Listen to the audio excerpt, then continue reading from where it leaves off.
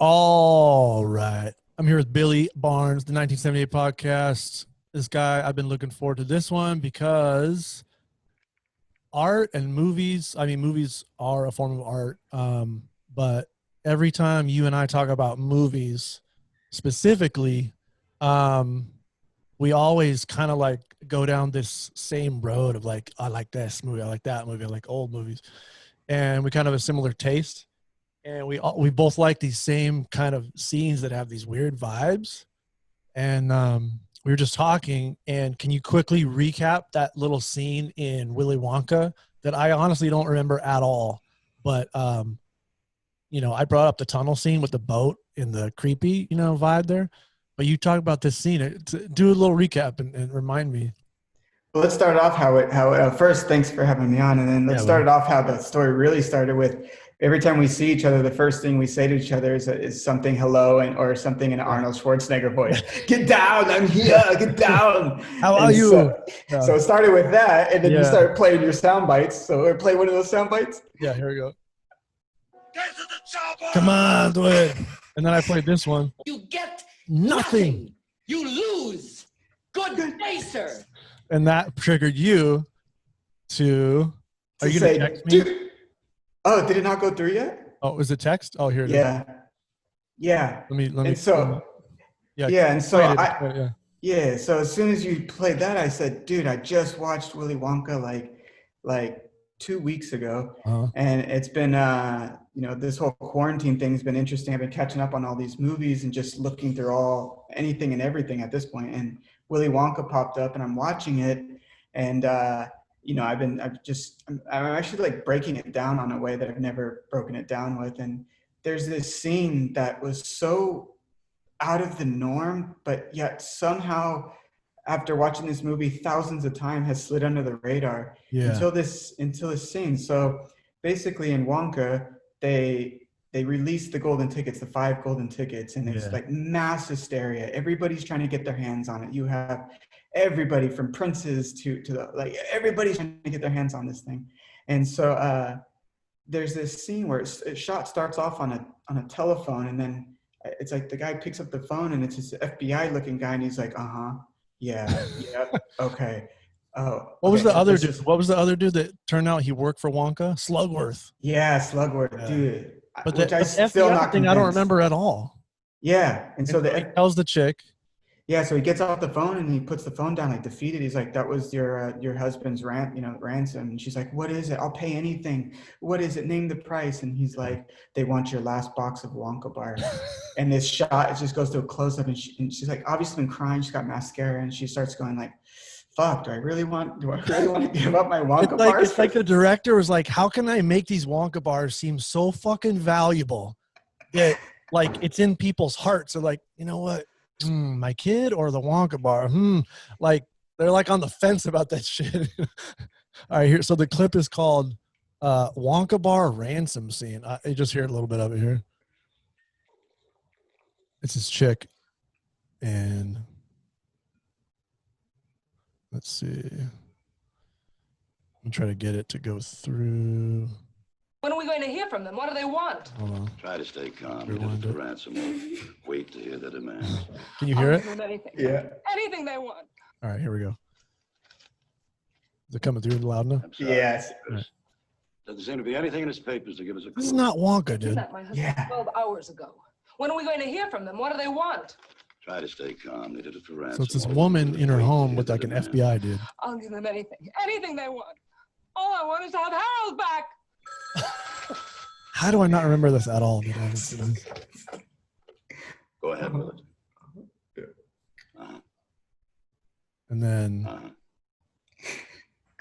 What did they ask for? Whatever it is, they can have it. you're acting it out. They want your case of Wonka bars. Oh my God. Whatever it is, they can have it. Yes, Except did you hear me? It's your husband's life or your case of Wonka bars. How long will they give me to think it over? dude, it's like I want to watch the whole movie right now because I have zero recollection of that scene, dude. Me too, man. And there's like so many little witty, just random parts in there that just blew me away. And then what the craziest part of it wasn't even the fact that they were going to a Wonka, factory. It was the fact that Grandpa Joe was sitting on his dead ass for like 20 years in bed, pretending that he was sick and couldn't work. And as soon as they get a chance to go to Wonka, the legs work, dude. I'm good. He breaks out in Wonka. Oh, that's all I needed to hear. He busts out a musical. He starts dancing. He's not even learning how to walk. Yeah, he's not only up, he's fucking peppy and ready to go. Honestly, I think I talk about this movie. There's a lot of there's probably websites that go into all the fucking, the director was on drug. There's probably all that. But you got to admit, I mean, scenes like that, and this is a kid's movie about meeting, but there's a whole vibe. Willy Wonka is one of those movies it's portrayed like a kid's movie, but there's all these little things that you're like, what do you really mean about this scene said, the Wonka's secret little room where all the unique candies are in the chocolate river. But then the kid gets sucked in the thing and it's like, do you actually hate kids? There's this vibe where it's is the real meaning behind this shit something else? It's a deep movie, really, if you think about it. Well, I think what's even cool about it is that, usually consequences hurt. But in Wonkaland, consequences are just Oompa Loompas coming out and singing you about the consequence. What do you get when you goes down snacks? Eating as much as an elephant eats, or some shit like that. And the creepiness of it. When that shit starts, when they begin their song, when you see him for the first time, I forget exactly how it goes, but he's in that room and he says, "Oh, nobody touches those. That's for the Oompa Loompas." And they're like, "What the fuck is an Oompa Loompa?" And all of a sudden you hear this boom, boom. It's like, yo, are we in a native land, bro? Dude. What was that? What was that sound? It's like you're in you just walked into some part of the jungle and there's these dudes that, Aborigine, whatever. I don't know the word I'm trying to come up with. That's probably the wrong word. But there's there's an island. There's 2 or 3 islands on Earth that modern man hasn't been to, where you fly over with a helicopter, they straight up throw spears. And when you drive a boat up, they killed a guy. Guy tried to go there on a boat. I don't know, 2 years to preach Christianity. Yeah, they fucking try to get the good fuck. They murked him there wasn't a discussion. It was it's out, you're out. Well, do you know why? Well, if you haven't seen fucking a laptop and a phone in a car. No, it goes worse than that. Nah, the true story is they murdered that guy because 10 years earlier to him arriving, some other white dude showed up and was under the guise of a photographer and ended up molesting a bunch of them while he was taking photos of them. Really? Swear to God. And then he left and they're like, man, fuck those guys. Anybody else comes on a boat, we kill those motherfuckers. Are you fucking serious? That's true? Yeah. And then that guy shows up with a good guy boat. went so far out of his way to go to an island with unknown ancient motherfuckers and he fucked them? Yeah. I don't know who he fucked. Christ, dude, I can't believe that's real, dude. Yeah, that was disappointing. Some guys going, yo, some people molest kids. Nah, dude. You rape? Oh, you rape? Nah, not for me. What do you do? I'm next level. I go to islands with people that don't know about modern society. I pull my dick out. Yep. And I just picked up a new Netflix deal I'll film this for the next six episode series. And if it gets picked up for a second season, then we're really going to start hitting way deeper islands, like barges and shit too. Pun intended. Waterworld. Goddamn.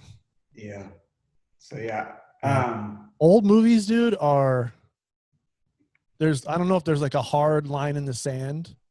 1981, fuck it. 1981, that's it. Before that, they're good at.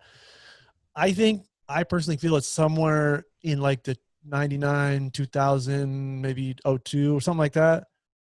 And before, there were a lot of great. And after 2000, 2001, I don't remember a lot of movies that I totally dig.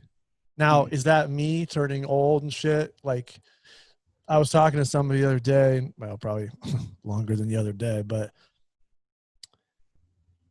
the term they used was my, my coming of age. And so, you know, I'm 13, 14, you go like a hit of my dad. Hey, can we go see this fucking, you know, Total Recall? I remember specifically Total Recall, and you only see a trailer like twice.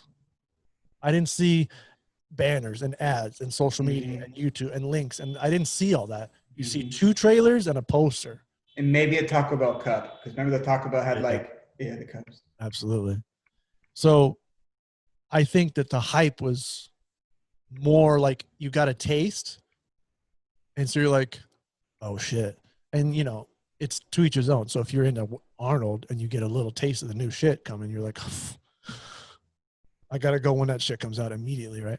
Yep. So it's like, you know, your heyday or whatever. And I think I probably got to an age where I was like, yeah, I love to go to movies, but not as much as I did when I was 15. Like something about it then when you didn't have bills to pay and work in the morning. It's different.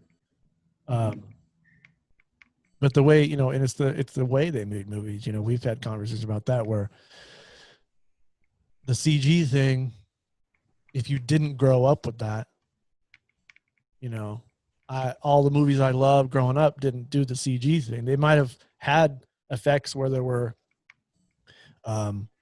what CG did today. They did it then, but they would do it, you know, hand done painting. Frame by frame too. Yeah, it would be like plates, and you know, the TIE fighter in Star Wars was a model shot in a certain manner with a wide angle lens coming in frame by frame slow.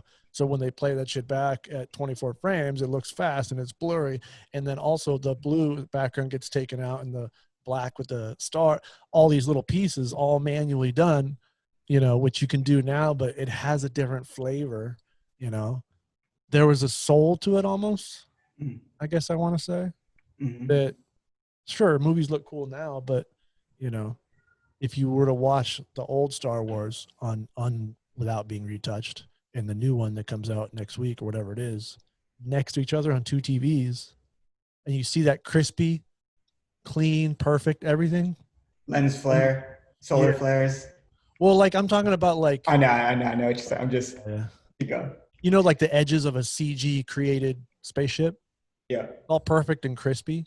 Whereas some Star Destroyer that like 6 dudes built by hand for a month, a model in a warehouse in the valley, in a hella hot ass valley, right? Like sweating over that thing. Yeah. It's not perfect up to the naked eye, but that translates into something on screen where it has a feel and a look that CG doesn't do, because CG is, for the most part, what's the word I'm thinking of?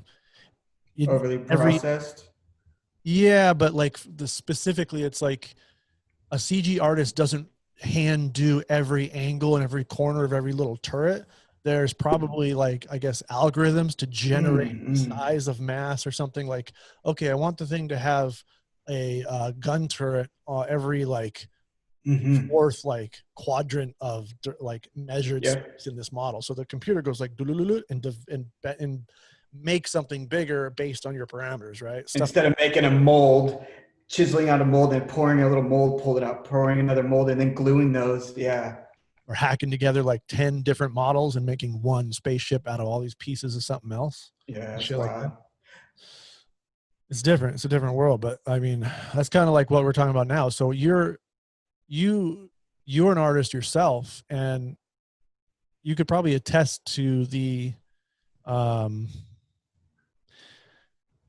I don't know, benefit or the quality, I guess, or what's the right word? The look of handmade, you know? And can you talk a little bit about like the stuff that you've done and maybe the reaction that it's not, you know, I'm not talking about movies, I'm talking about your personal stuff. And the reaction that people have had that enjoy your stuff? You talking about which medium in particular, like just painting or just in creating altogether? What did you say? You said you wanted to. I can do anything. Yeah. Yeah. I fancy myself a Renaissance man. I like to try to dabble in a lot of different art, and I think I think for me, I think talking on any one will eventually lead into the other one. So I think what's the question? I guess then it's your specific art on canvas. The stuff that I've seen of yours, I love. Mm-hmm. And the kind of what I want to talk about specifically, and why I was mentioning this about these films and sort of the handmade part about it, is you're not doing what I was just speaking of, but you're doing handmade, and there's something to be said about that, and there's something to be said about it from the viewer, the person that is taking in your art, buying it, looking at it. Then there's something to be said from your point of view, creating it. You're not making stuff on a Wacom tablet. You're brushed to canvas. And does it do something different? Like, have you thought about going digital in some way or form and compared it maybe to analog, I guess I would say? I was just having this conversation recently, and it was actually, I was scrolling through Twitter, and this gal or somebody had like retweeted a girl's an artist piece, and it was like a crocodile with a baby crocodile in its jaw or something in the water, and it looked like an oil painting, and it was mind-blowingly good. And so I kind of clicked on this person and went through their portfolio and just saw these incredible pieces of wildlife and whatnot. And I actually complimented the artist and said, this is really amazing work. What is this oil? What medium are you using? And she said Wacom pad. Wow. And it was weird. Like there was an immediate kind of like downshift of wow. I don't know if it was respect or what, but it was really interesting. And I had to check myself on that because I also work in digital art. So I had to figure out what would make digital art as worthy or as equal, I guess, in my twisted little world, equal. And I think for me, it comes down to when you're organically building something, there's so much room for expression and error. And sometimes you're good, sometimes you're not good. And that reflects in the work, it shows. And for me, like if you're on a Wacom pad and you're doing a painting, because they actually do have brushes, but you do one line and it does, the nose looks a little too long. You just hit Command Z and that nose goes away and you can try it again. But if I do that with oil painting and I try that thing, it's just a shit show of trying to clean it back up and remolding it. And it's incredibly frustrating. But recently, so I guess that posed the question of what would digital art have to be for me to respect it as much as oil painting, like organic. And recently I picked up the art of Rogue One. I don't know if you've seen this. Yeah. And it's this art of series. I know the book. I don't own it, but I know the book you're talking about.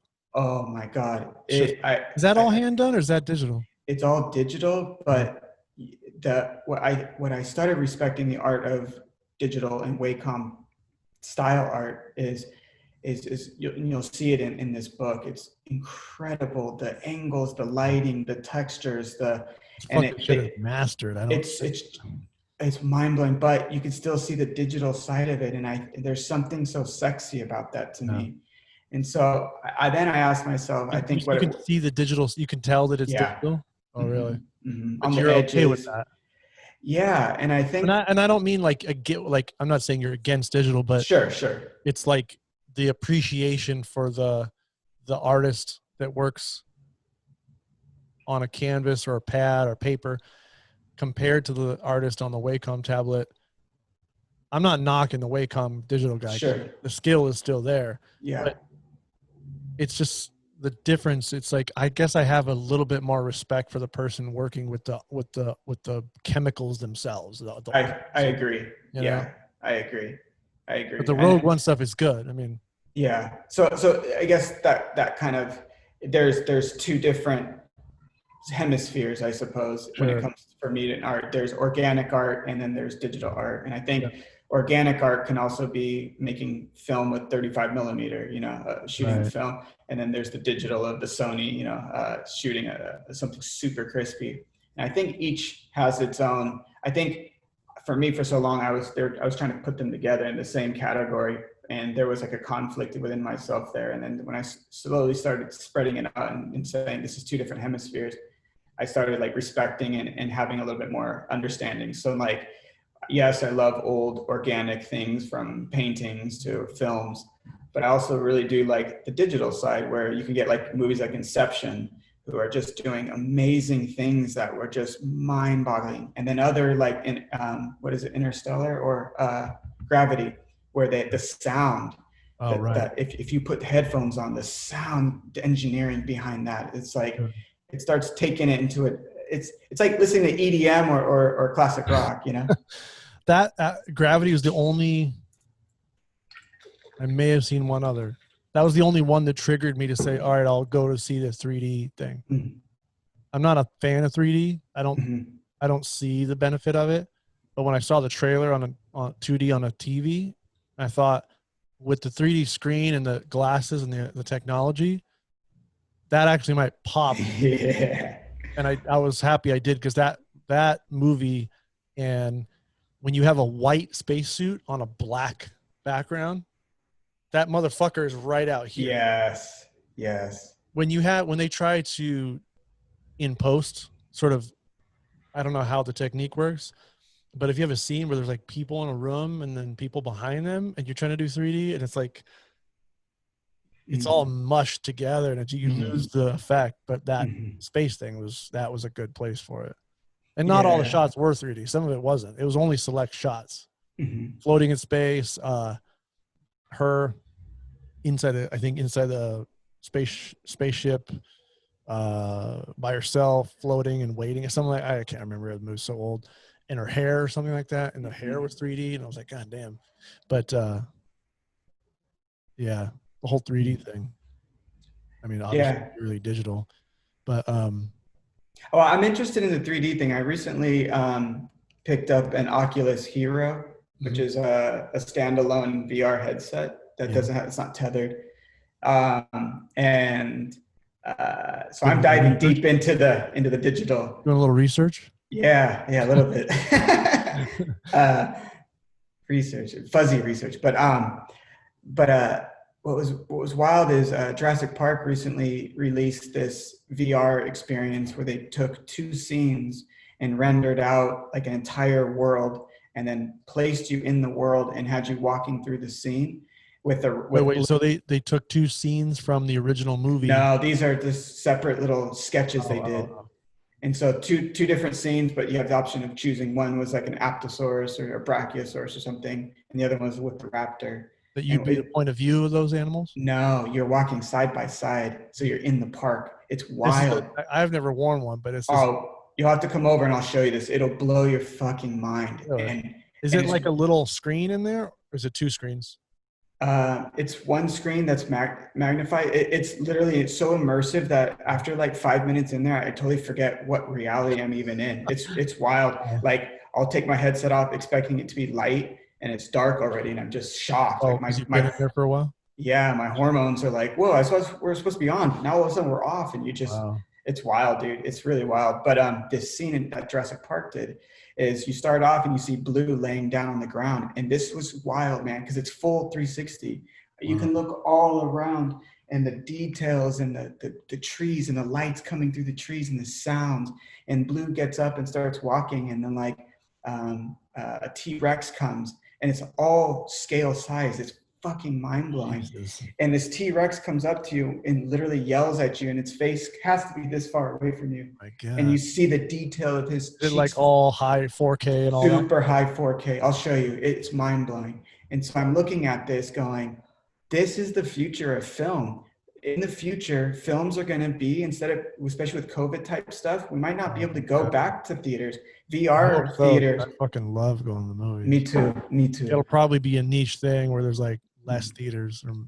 And getting a ticket might be hard if there's, only 6 It'll become like a upper middle class rich thing to do. It'll be like $50 a ticket and shit. It already is when you get popcorn. Shit, it'll be like just 80. A ticket, like if they have to spread the theater out where there's like space between people. Yeah, that means there's huge gaps of no seats, no tickets being sold. that means you pay for that fucking gap, probably. Yep. So Yep. your seat that was 20, now you're paying for the guy that's not there.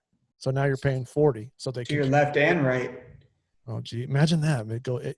Oh yeah, theater shut down except this one chain because they're gonna hit you with the $65 per person pop just to walk in the door. Then you buy your shit. Talk about sneaking food in. Goddamn. I'll develop a motherfucking system to sneak some food in at that point.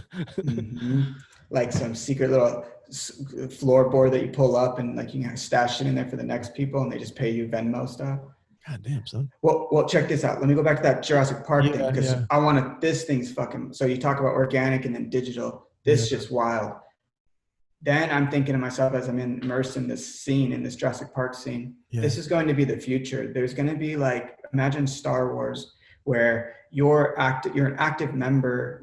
They don't talk to you, but you're actively in there. Where you're watching the scene in front of you, but you can fully look around and you'll be in. You're just fly on the wall, like watching the shit happen, but you're not a member of the group doing it. You're just in there.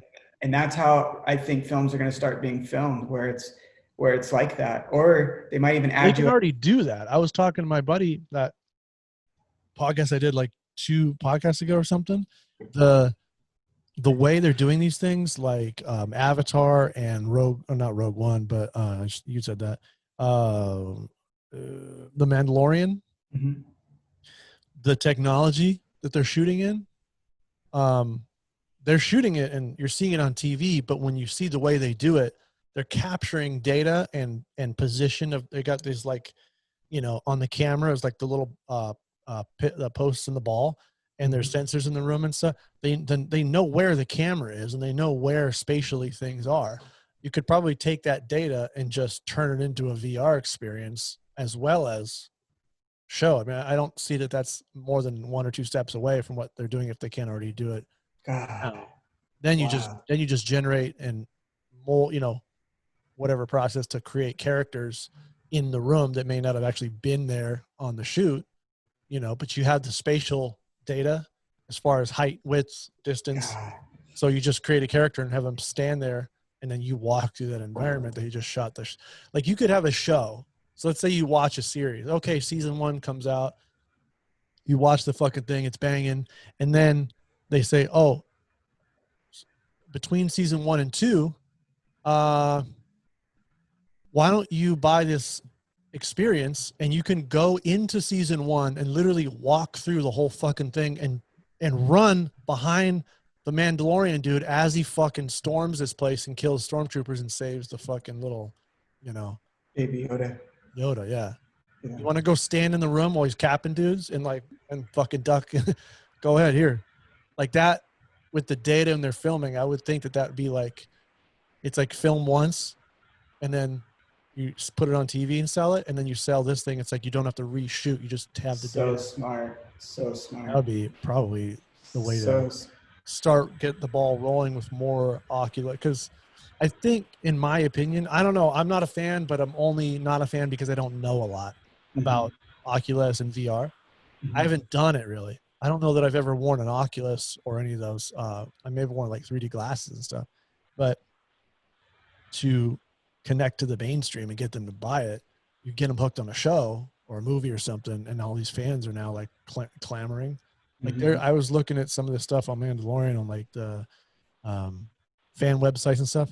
They are fucking chewing their tongue off to get season 2 and stuff like that. So between seasons, you drop something like that, not only selling fucking headsets, you're selling content that you like already developed. You're not making another show. Seems like a hot topic to me. Buy stock in Disney.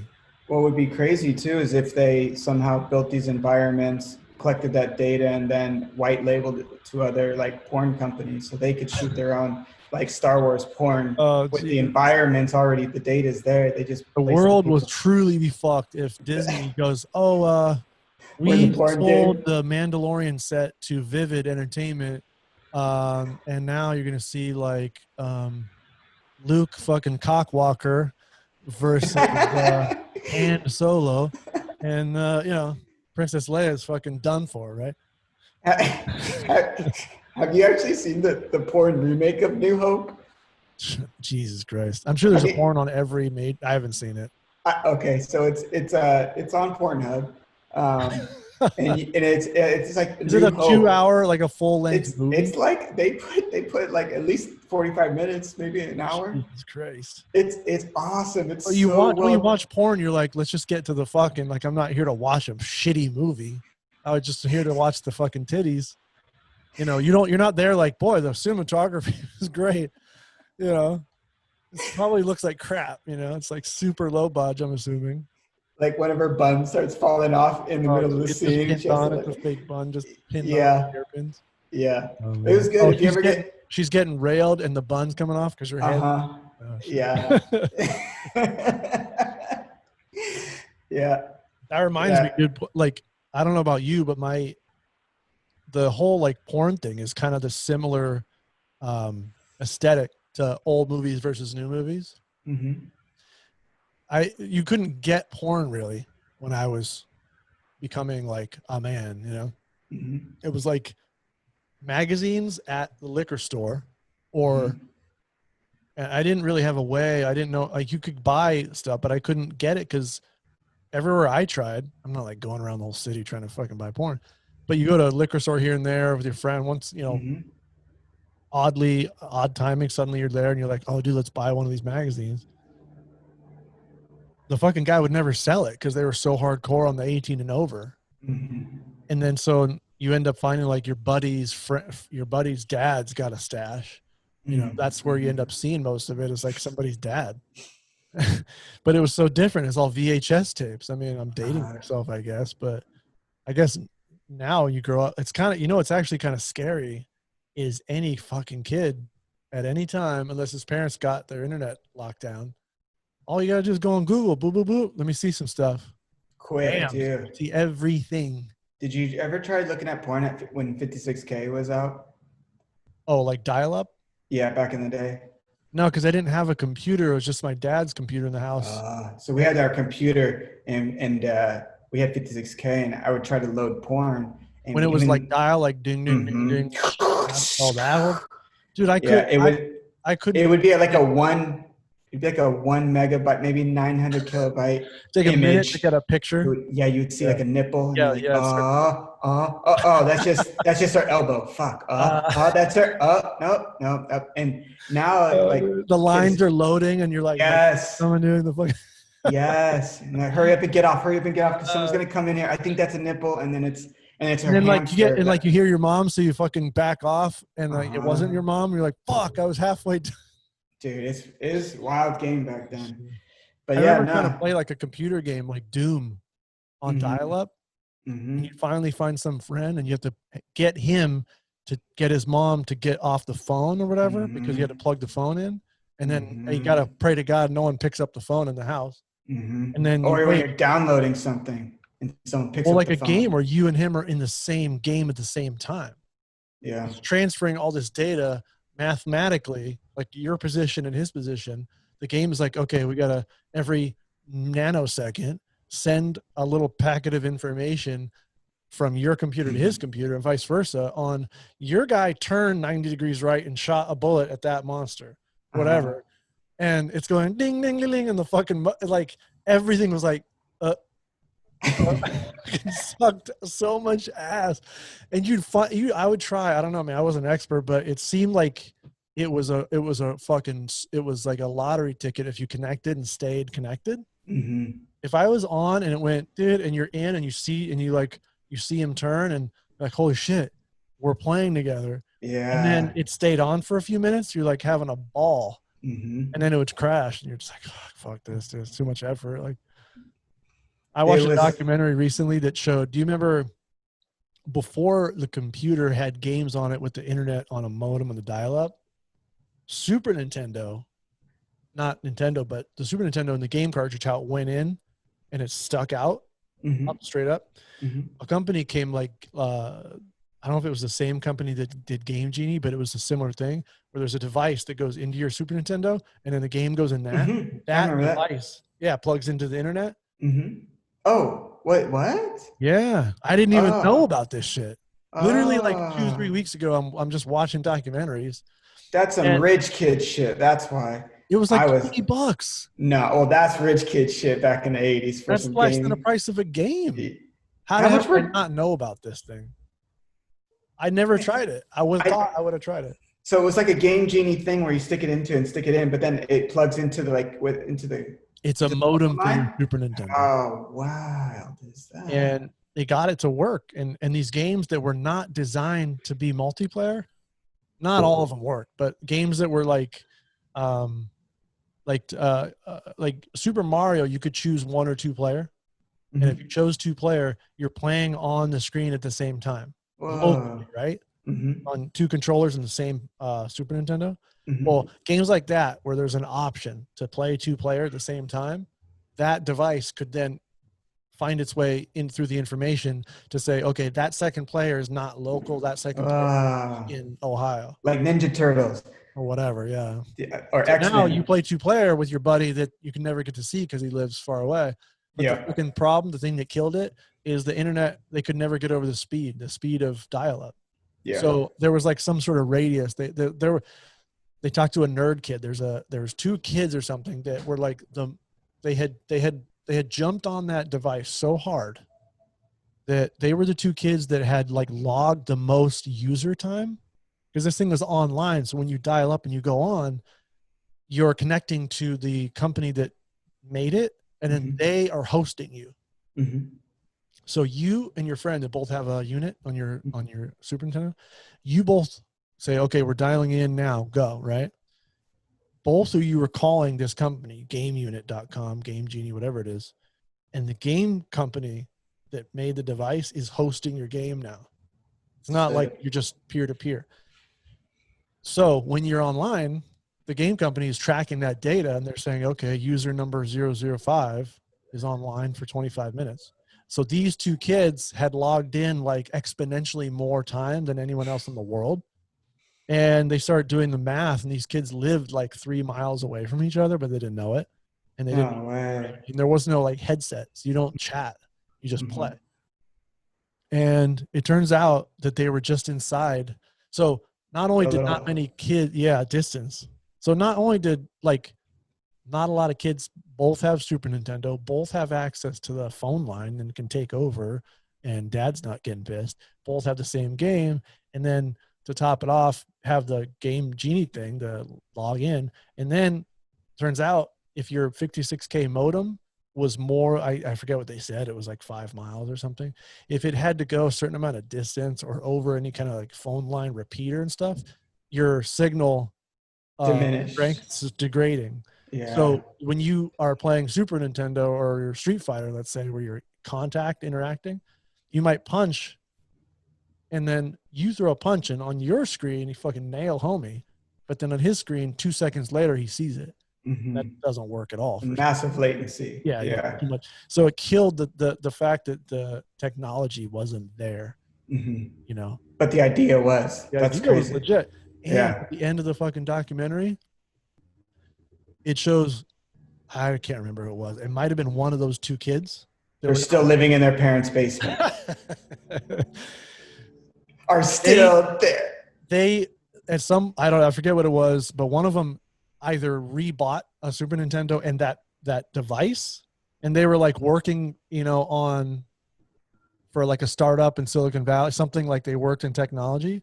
And they said, technically, wouldn't this work now if I just resolder the thing from being a modem, like take it apart and take the modem out and just put Ethernet direct. So you have, current speeds. And he does that, and now he's playing Super Nintendo with his buddy direct, like just to nerd out, right? On broadband, like high speed, no latency, or very low. So not only is this kid the highest using kid of this device in his buddy back in the day, but then, 20, 30 years later, he gets another one, swaps the fucking hardware out, makes it work right.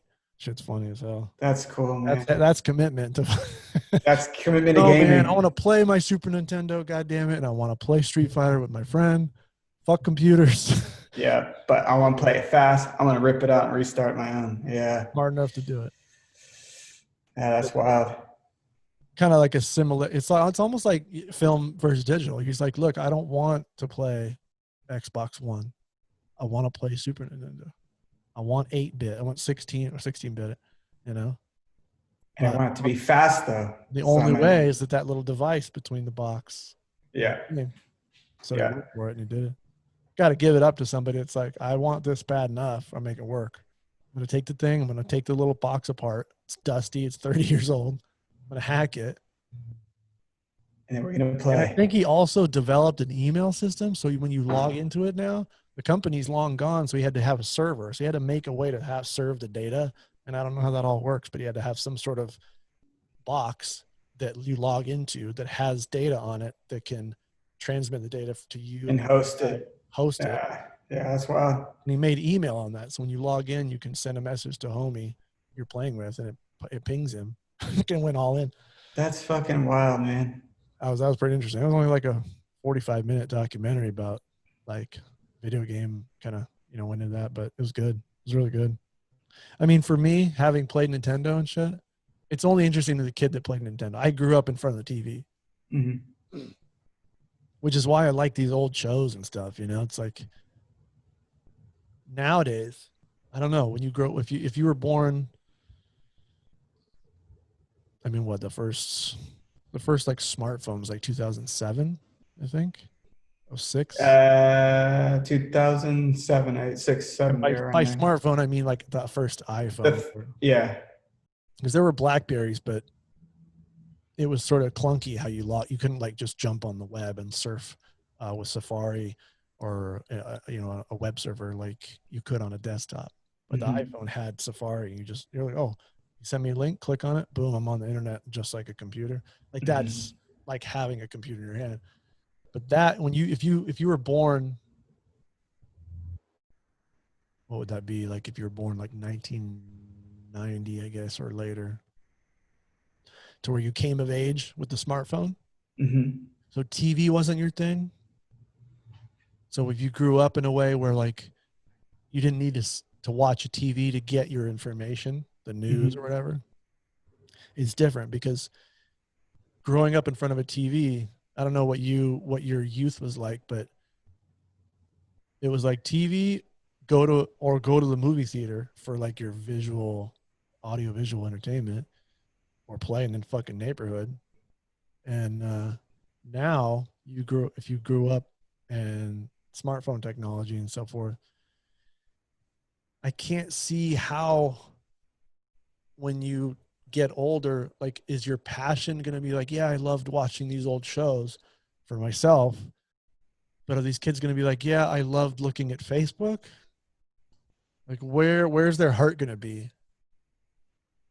Yeah, that's a good question. Did you grow up watching TV? Like I was in front of the TV all the time. Yeah, I actually grew up watching, a lot of actually movies. We had a beta player, and we used to just watch like 3 or 4 different movies over and over and over. And then when I did watch TV, it would be the main ones that stuck out to me were what's it called, Perfect Strangers with Bauer. Dude. Yeah, and then like Alfred Hitchcock I watched, and then also like Twilight Zone a lot. Like, you watched Alfred Hitchcock Presents? Yeah, as a little kid, a lot. Dude, that shit seemed to be always on, and I always thought it was just so captivating, and I always loved that it was still in black and white. I always, it's something about the intro. I don't know about you, but the intro did a lot for me. Some of these shows, the intro just got me hyped for that episode. Like, and it was always so stripped down. It would just be like a studio with 1 or 2 props, and then lights would be down, lights would bring up. Hitchcock would walk into frame and say something, and then he would act out a scene. Yeah, well, he would act out a scene, and it would be like maybe a book with blood on it on that one prop, and he'd be like talking about that. And then in today's episode, the book the word might be stronger than the blah blah blah, and then it would just go boom. Almost blah, like blah, prefacing blah, what's going to happen. Yeah, but in his own creative way in a studio, and like that to me was always so cool. And I didn't know as a child for the longest time that he was actually the writer or director in most of them. But that was fucking wild to me, man. That was and then also Twilight Zone. I absolutely love Twilight Zone. That shit was that voice. Something about like those things sinking. Yeah. So good. You might I love that. in the Twilight Zone. In the fucking eye in the door. All that. And the glass gets broke. You remember that it's a little older than Twilight Zone, but I really loved the intro. It was Amazing Stories. Do you remember that? I don't. Listen to this clip. Listen to this clip.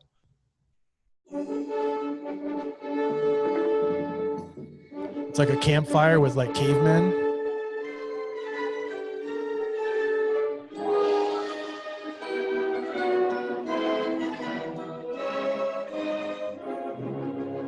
That I don't know. That gets me so hyped. Yeah, that's some John Williams shit right there. Yeah. Some like Indiana Jones meets like. It's Spielberg. It's Spielberg. Oh, is it? TV show, yeah. Yeah, that makes sense. He's redoing it or redoing something for Apple TV shows. The Apple shows. Smart. I don't know. I'm a little over the whole remake thing. Is it a remake though? Like a total remake? I don't know. I haven't seen any. I just heard it's happening. I think it might already be shot. Yeah. But it's. I think that there's so much out there. There's so much content. There's so much written. There's so many things that could be great. It's like imagine seeing you go down the aisle of like a supermarket and there's like let's say you like IPAs or let's say you just like beer, right? You're like, I'm going to go grab a 6-pack and, kick it tonight. Every beer on every shelf everywhere says Budweiser. And then there's one 6-pack of this beer that says like, it's a cool handmade thing design.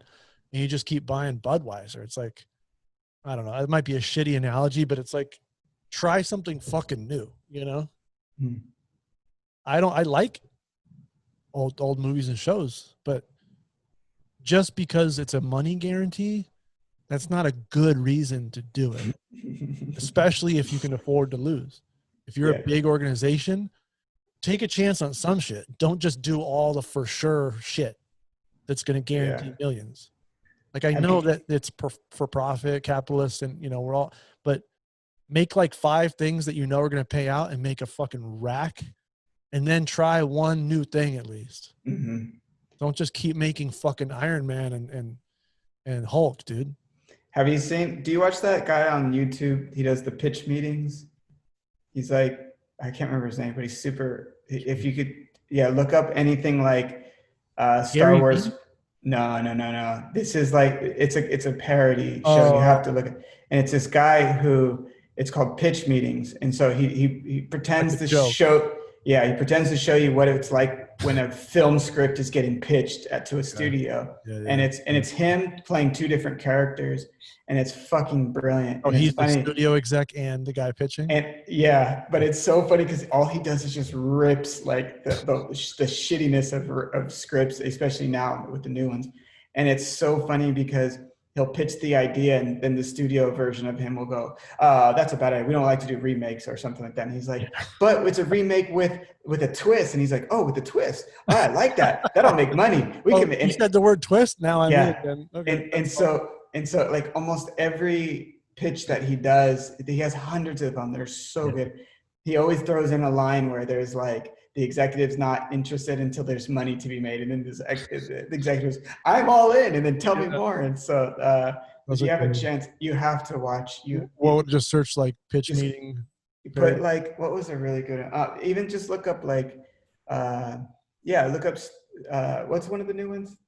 The new Return of the Jedi. What are some of the new 3 Star Wars? Yeah, what are they called? The last Jedi or something? Yeah, put The Last Jedi pitch meeting. Okay. And it's so good. It's so good. I love parodies are like one of the most fun. It's funny. It's a little different, but it was good. It's super low. It's just this guy making a shitty music video, like his phone or something. But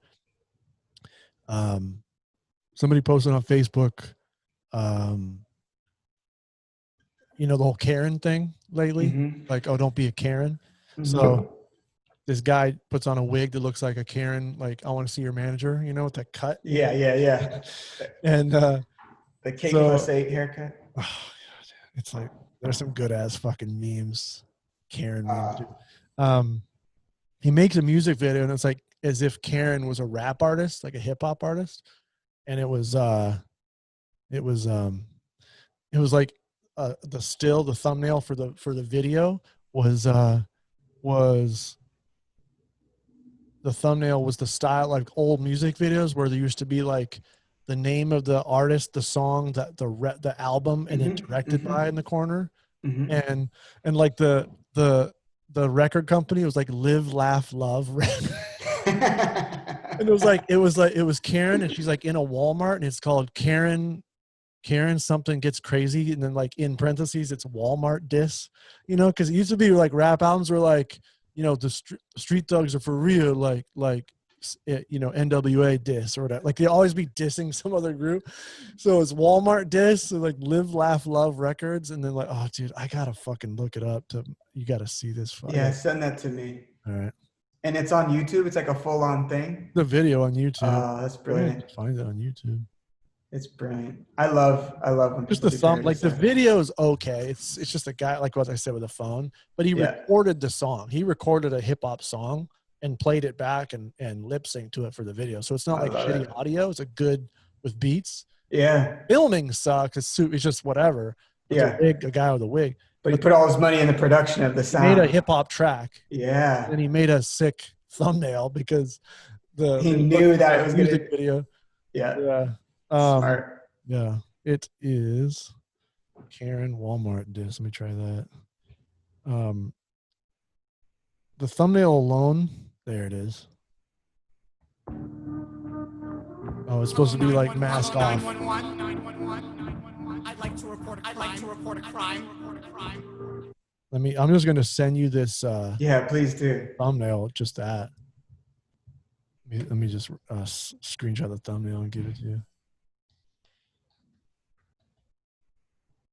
God, parody shit's so funny. It's crazy what people can do now online with just their phones. I'm gonna read it to you right now. It's Karen mask off. Okay, so the thing is supposed to be Karen pissed about having to wear a mask. Karen mask off remix, and then says Walmart diss. If you're in the album is if you're reading this, bring more wine. Is the name of the album. And the record company is Live Laugh Love Records, because every fucking Karen has a sticker in her goddamn window that says Live Laugh Love. Yeah. And they all put on their fucking social, if you're reading this, or there's like a bumper sticker that says if you're reading this, bring more wine. It's all Karen shit. It's the best. Jesus, I can't wait to watch this. It I was could see it. very thought through. 3 minutes long, man. Oh, you found it? Uh-huh. Yeah, dude. It's fucking money. Did you ever see that? It's just the best part about it is the thumb, really. Yeah, the thumbnail's great as fuck. Did you ever see the parody, the high production parody of Batman versus Bane? And it's like they totally reenacted. The guy got. I mean, he did. Do you have? Or look this up real quick. Look up while you're on your phone, Batman parody, and it's. I'll show you which one it is. Batman versus Bane. No, it's. Wait, what was that? Batman versus Bane, is that? Yeah, that might be a parody, right? Parody. Let's see. Bane. Dark Knight Rises full fight. What parody? Where is it?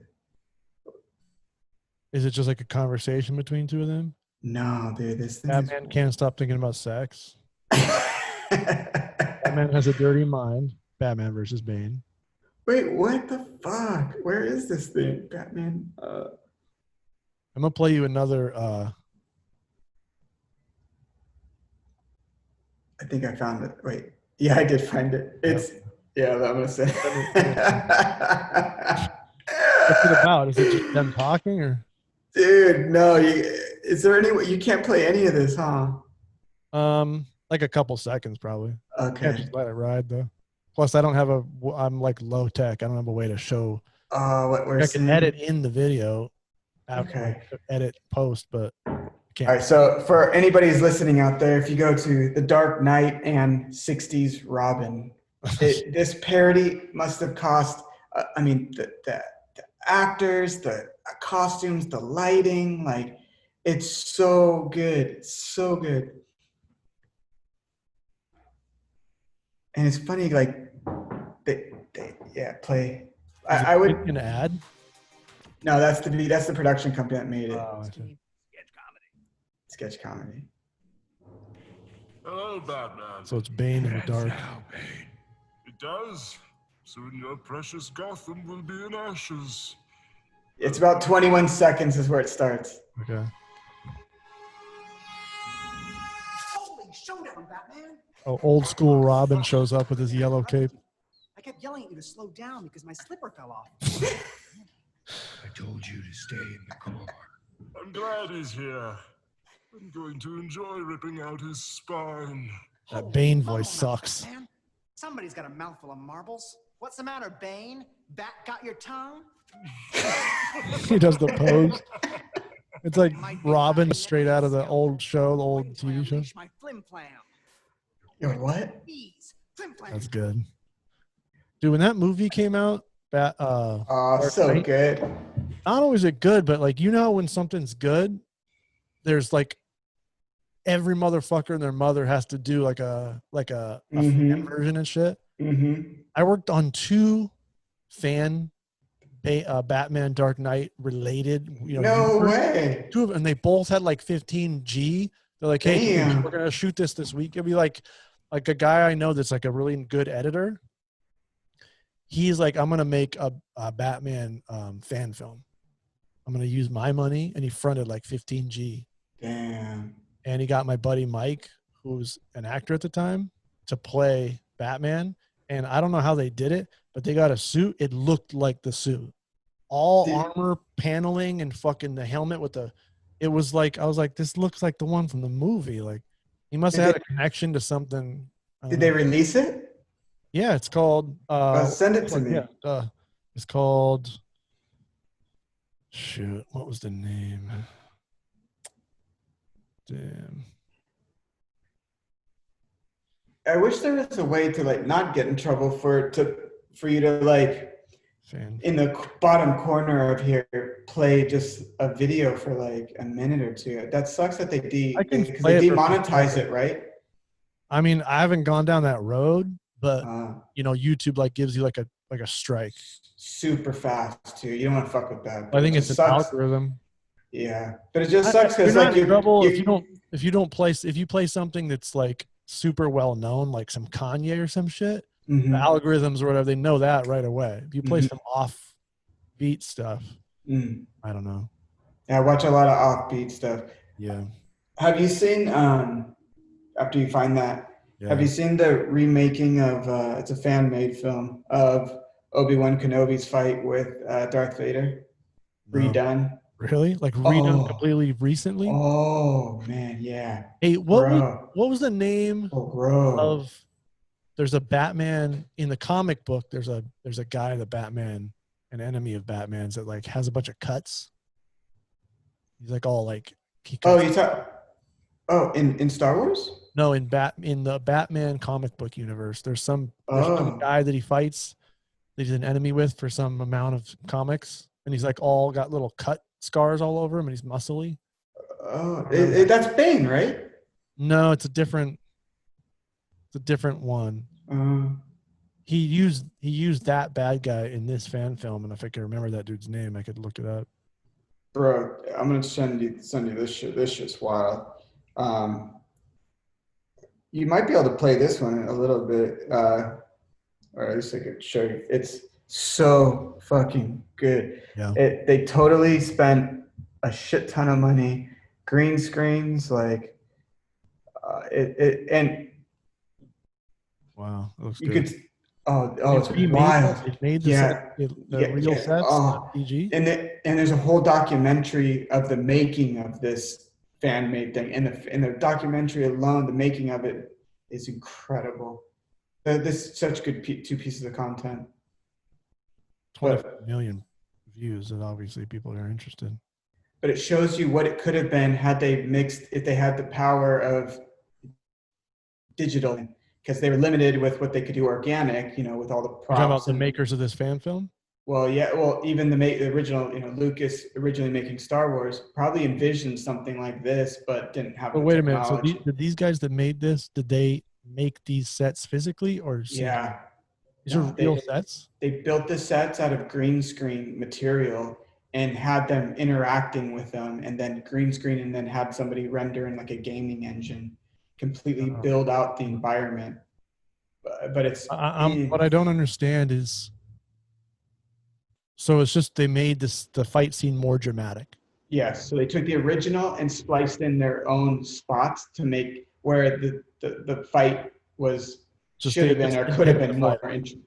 Because the fight was pretty boring if you watch it. Like, but it's not a parody. It's actually just supposed to be like a redo to just up the action and up the tension. Because it looks good. It looks really good. It's incredible. Play a little audio. Oh, so incredible. I mean, it's the actor that played Obi-Wan. No, they imposed his face. It's just his face. So they had the actor act it out and then put the face in.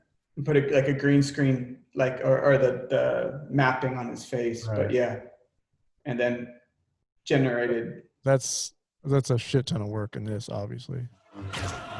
Even the sound effects in it. Yes. You can see like a little bit of the like edging and stuff, of like the it's not 100% there, but I mean I can't knock them. I couldn't do that.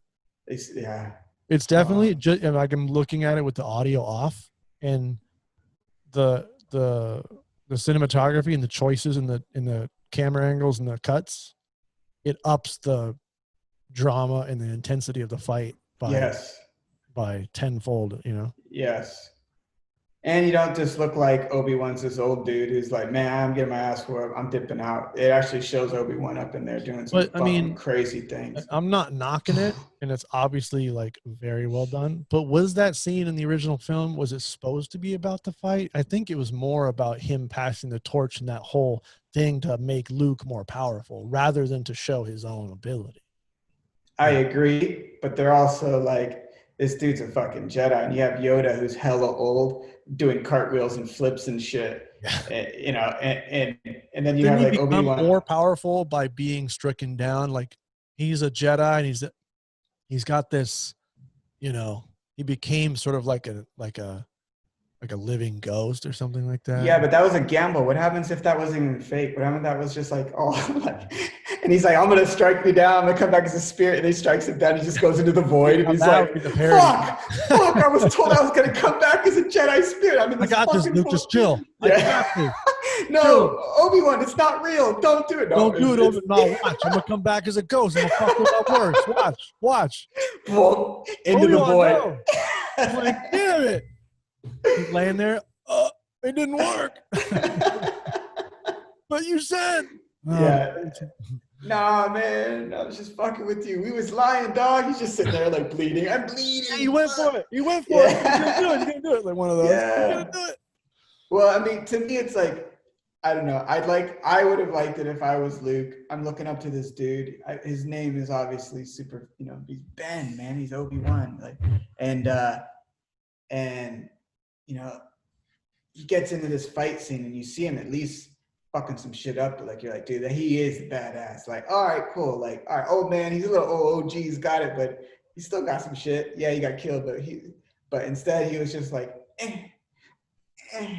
And if I was Luke, I'd have been like, oh man, this fucking dude ain't real. He'd been lying the whole time saying he's a Jedi, and look how weak he is. He barely even parries. He doesn't even know the basic parry. Yeah. It's like there's no sword fight whatsoever. What it makes me think of is I know that when they made that film, which one was that? Was that episode Hope, the first one? 3? That was 4. Oh, New Hope, right? New Hope. So the first one that came out. Mm-hmm. Yeah. When they made that movie, from what I've read, no one knew what the fuck George Lucas was talking about. Yeah, that's true. They're like, laser sword? Yeah. What the fuck is a lightsaber, right? Yeah. Now, if you look at it now, it's like a religion. Yes. But back then, it's like, It was just a stick. It was like why a wooden is homeboy a stick. black fucking suit? Like, what is that? If you didn't know and you're an actor and you're like trained and you come in there, you're just like, so. And I don't know how good George Lucas is at selling someone on his idea, but no matter how good you are, that's a pretty grand idea. The Jedi and you can if you focus your mind, like The Metachlorians, dude, it's the such a big Ewoks. thing. Yeah, that's wild. Maybe he wanted to have this crazy scene. I mean, God knows that George Lucas wanted there to be a badass fight, and the actor, whatever his name is like, can we just fucking be done? Like, I don't know what the fuck this is. I signed up for it, and I don't know how much they shot, but I know that a lot of the stuff that Stanley Kubrick shot did a lot of shooting in the UK for some of these big movies. Yeah, a lot of them. Those UK And I think studios. Star Wars did. Yep. From what I've read, getting some of these crews to put out for American directors is like incredibly difficult because they take a tea break in the middle of the day. You got all your lights are burning, camera's fucking set, and then they go, all right, tea break, have a spot of tea, and they just walk away.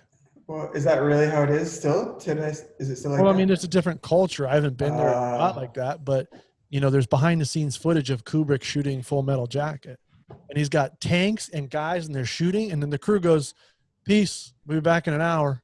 Not 5 minutes. Like, I'm going to go get a tea and come back to my spot. They all walk away. And they go, we're out. And they go chill, and they sit there and cross their legs and like totally fucking chill and have a tea. And all this shit is out, ready to go, and the sun's going down. That's wild. I mean, it's a different thing. So God knows, what if George Lucas is like, all right, we're going to have you guys fight. You're going to fall. You're going to do this. And the guy's like, oh, dude. And then the tea break, and he's like, I don't have any fucking time left. Just hit him with the shit. Let's go. Like, who knows? Mm-hmm. Like he could have had a thing ready to go, and it could have just not happened. Who knows? God, that'd be terrible. And then for him to see what it could have been now with some kids with some digital stuff, he's probably like, but dude, George Lucas took a couple of those scenes and like at some point added some bullshit in. Didn't he add little fucking creatures in and shit? And then talk about ridiculous, dude. And then made it a point to make sure that every bit of copy of the old one gets erased and wiped out and forgotten. And it's like I want all the old ones, originals, off the shelf, buy them out. Dude, you can only get the one with the new shit. The new all weird. Did you see the Jabba scene when he was in Jabba's lair and like, remember it used to be that stick girl with the long mouth with the lips that singing, And it was like a jazz singer kind of thing. They added, but it was kind of like funk. Yeah. And then they I don't know if you've seen it recently, but they swapped it out with this blue dog looking guy, and he's changed the whole scene is all changed. It's all digital now, and it's like there's girls singing and bro, it's the worst. And the guy's like, and the girls are like, beep, beep, bop, bop, bop, and it's like really goofy. Oh, it's so goofy. What gets into you to get because that's not easy to do, to get all the film back and read. And he wanted that. He probably sat in the studio going, "Oh, that's perfect. I wanted to do this today and the real shoot." But no, and I'm doing it now because kind of shit. Yeah, and I was pissed. And then that whole Jabba scene when Han Solo went to go to his ship when they met him on Tatooine. Yeah, and Jabba's sitting next to it, and he's slithering, and he's so digital and full screen. And he's my god! Why? A couple others too, just a couple establishing shots, a wide shot of outside of the whole bar. Yeah. And there'd be a hoofed animal walking by. Yeah. It used to just be a land speeder and dudes walking, and then now they added in some creature, but no one it doesn't get in anybody's eye line. It's not recognized by the people in the world because no one knew it was there. Yeah. No one looked that way, and the shadow looks off and the lighting. You're just in that scene, which is crazy, that new wide shot that they have of the cantina, they walk in and then there's a speeder that speeds through, and it used to just be a regular speeder, but they made it what are those jet bikes, and the speeder goes through and scares that brontosaurus thing, and he goes up on 2 feet, and the little Jawa that's riding falls off, and he's swinging, going, and the whole dumb thing. Like, you spent 30 G's on that scene. How the fuck does that help the story? At nothing, and then it you doesn't make the world feel more real. It doesn't do shit. Oh, awful! It's like a whole blowing money for because that shit pisses me off, bro. I get so pissed off when they do that shit. It makes no sense. All I can attribute it to, I mean, I could be missing some vital piece of information, but all I can attribute it to is the filmmaker saying, I meant to do this and I wasn't given the opportunity, but now that I have money, I'm going to, and fuck you. You know? And in fact, that might have been great that technology wasn't where it was, or else we might have not gotten what we got with Star Wars. Right. If he had access to that shitty ass technology, he would have made some shitty. He might not even been as big as he is now had he had technology back then. Some people would be like, "What the cameras? fuck?" Do you remember? What was it? There was like a it's almost like, so you had film cameras, right? Every movie is shot on film, TV, and then digital camera. Like, I mean, there's VHS and stuff, and there's like video, but like the DSLR revolution was like the Canon 7D and 5D, you know? So that kicks off like this consumer level, like I can get a rad looking video image, you know, HD. And they try to put that technology into these bigger cameras, and then they try to employ these cameras on feature films. And I think Michael Mann made Collateral on like one of these first like Sony Viper, whatever the hell it's called. But they didn't really have the low light capability yet. And it's just like, there's this period of time where some of these digital cameras were shot on films that were darker films. And it's just this muddy. Now, dude, I mean, it's unfucking believable what they can see in the dark. It's amazing. Yeah. Didn't 28 Days Later get shot on digital like that? Yeah, that was actually like, wasn't that like next to zero budget, like shot on a Canon XL1 or something? Yeah. Or remember that Canon that kind of had like a. I used to have that. Look? Yeah. Longer looking. Yeah. Yeah. Dude, do you remember when? I think it was right before the 5D, 7D popped off. There was this thing you could get from, was it Red Rock Micro, the blue camera attachment company, like blue pieces of equipment. And there's this, somebody made it, might not have been them. They made an attachment. So you got your camera and your lens. And then on the front of your lens, you mount this unit that looks kind of like a telescope, like a little angled telescope. It's like short. And then on the front of that, you put another fucking lens. Yeah. And it did some sort of focus plane magic that allowed you to get a shallow depth of field and have a film look. But now your camera's like 3 feet long. Yep. Especially if you have a telephoto. Yep. And some of those had those fans, right? Where they'd go so fast it'd give that fluttery look. There was like a built-in. I don't know what that was. I remember something like that. I don't know I don't know what it did in there. I forget the technology, but the purpose of it was to somehow to shallow up your depth of field so everything looked like a 1.2 f-stop. You know, everything's crisp. You see focus on their face and their ears are out of focus. You know, I love that look. Cinema. I love that look. But like, you end up with this, you know, sniper rifle camera, and these kids are like dying. They're killing themselves to get the equipment, and two lenses are running around with this camera that weighs like 19 pounds. You know, shit was funny. On a full day of shooting. Oh, dude. I remember doing a couple shorts and like the guy had the setup or whatever, and you're just like, you know, every time they had to move the camera somewhere, it needed a lot of light too. The light to go through the first lens, that box, and then another lens. You had to have like a shit ton of light, even if the scene was dark. Wow. Because you had to make up for all the loss of light through that tunnel. That's hard, man. Yeah. That's really hard. It was a nightmare. I remember being inside of a house, like a living room or a kitchen or something, and they had to have like a 6K or a 2K, like a big ARRI, and this is before LED action, so they had a big fat hot light. Holy shit! It's boiling in there, you know, and the light's on the guy, and it doesn't look. when you look at the camera and you see that it doesn't look bright, but Yeah. you're looking at the guy, you're like, he's fucking melting. Yeah. And then in post, it's like you have to still boost it up a little bit. Oh gosh, just I think everywhere.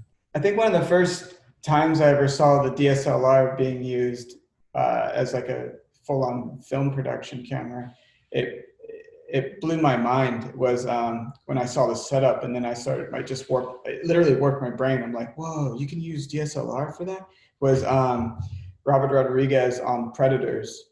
I guess he shot some of that. That was a And there's like back behind the scenes photos of him with his shoulder rig, and it's just the DSLR and then a lens on it. And I remember just being blown away because I had just spent, damn near three G's on a Canon XH1 or whatever. like a more video camera style camera. Yeah, where it has no depth of field. It's just a stat. You can't even change the lens. And I was like all happy. That, like little zoom lens on and shit. And then I see this. Like that. Fuck, bro. That's why I have such a hard time buying shit, because every time I don't buy shit. I look at shit like I haven't bought a camera in a long time. I'll just rent that motherfucker. That's the thing to do these days. Yeah, Find but it is that owns it. Like one of these apps. That's why there's an app like ShareGrid. Something, yeah. ShareGrid's legit. Somebody owns it. You don't need to own that shit. I know. You just give them $100 and use it once. But it is a pain in the ass, like renting. And there's so many times that I'll get like inspiration. I want to go shoot right now, and it's like, fuck, I don't have anything, and I have to go rent, and then it's a process, and then sometimes on share. And that's why it's like sometimes I'm like, maybe I should just to buy, maybe just $500, because these $500 baby little Canons now shoot pretty damn fucking cool shit, especially if you get one good lens on it. Yeah. But yeah, there's a camera that came out. I want to see, because I'm more of a Canon guy, because I have a couple Canon lenses and some Canon like I have Canon shit. Mm-hmm. I'm not a cinematographer, but I like to go shoot sometime and make stuff. Mm-hmm. And you gotta have a camera. Canon just released their first 4K, I think it is. It's a first for a couple reasons. I think it's 4K, maybe more, mirrorless, full frame, R5, EOS R5. It's better. It doesn't have that big clunky body because there's no. Yeah. It's nice and looks good. Looks really nice. A little pricey. It's like $3,500 or something like that. Yeah. It's like the 5D when it came out. Probably go down, but I have lenses I could put on it, and that would be a killer image. It sees better in the dark and all that stuff. But I mean, I'm not gonna drop 35 just so I can go fuck around and make some video. Yeah. Word. Yes.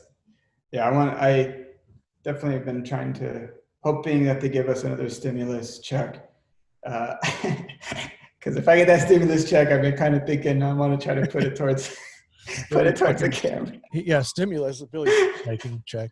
Hey, buddy, you want to be a better filmmaker? The government wants to sponsor you. All right, I'm gonna play a video right now. You're gonna tell me what it is. All right. It's gonna be a little fuck around here. It's an intro. It's gonna be an intro to something. All right, here is one you definitely know. Okay, that one has actually been deleted by YouTube. Here's one you definitely know. How about? Oh, you just mentioned this one. Love it. And he's sitting on the back of the truck. Dude, you called that immediately. Yeah. Oh man. I don't know, dude. When I see like I said, growing up, sitting in front of TV, watching movies and shit and shows, I think that because of the timing of my life, that when I hear an intro to an old show, or even like those little stinger things that were like the studio, like, dun dun, dun, dun, you're like, oh shit, it's gonna be a sick movie. Yeah. No, no matter like whatever the bullshit is behind the studio, but every time I watch Terminator 2, like you hear that like Karolko, I think it was pronounced. Like dun dun dun dun dun, or whatever. You just know, dude. Yeah. Because you watch that shit so many times. Yep. You're just like, it gives me like almost like a euphoric type of feeling. Yeah, I still get Here that when I comes hear good feelings. Here comes a good thing. I'm gonna Yeah. sit there. I'm not gonna think about whatever homework or whatever the crap is I gotta do, or like I'm in trouble. I got 120 minutes of just fucking entertainment. I'm gonna be in that world. Yep. All right, here comes another one. This Yeah. one wasn't super well known. I liked it. Well, so we got to tell the viewers, right? That was Perfect Strangers. Sorry. Yeah. Okay, so Balky, don't be ridiculous. Don't be ridiculous. Cousin Larry. Cousin Larry from Meatballs. Fucking classic. Okay, when you know this one, call out the actual name. Mm-hmm.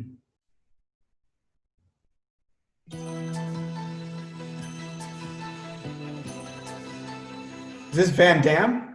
No. It's a TV show. Ah.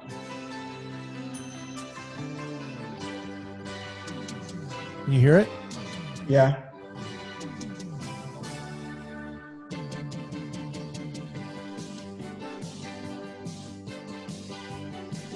If you don't know it by now, it's Macgyver. No, it is Macgyver. I was gonna say Nightwolf or Airwolf or Close, similar. okay. This one's a MacGyver. no-brainer. I loved MacGyver. Oh, Fall Guy. What about Fall Guy? No-brainer. A crack commando unit was sent to prison by a military court. This is my favorite of all time. These men promptly escaped from maximum security stockade to the Los Angeles underground. Today, still wanted by the government, they survive as soldiers of fortune. If you have a problem, if no one else can help, and if you can find them, Maybe you can hire the A-Team. I mean, that's the shit, dude. Yeah. I got goosebumps just listening to that because it's like it'll never not disappoint. Yeah. Do you think? Yeah. It'll never disappoint. Do you think there's something nostalgic and kind of like, I guess, whimsical about organic old shows or movies because Sure. it was still coming out of the phase of theatrical acting, was still in building sets. And now everything is so geared more towards reality, like reality. They want that reality shoulder look. They want that involved, that it's gone to reality. Because when I watch all these movies and shows, even though they are reality, there's this element of stage acting still of like, you know what I mean? And like that, I think the evolution.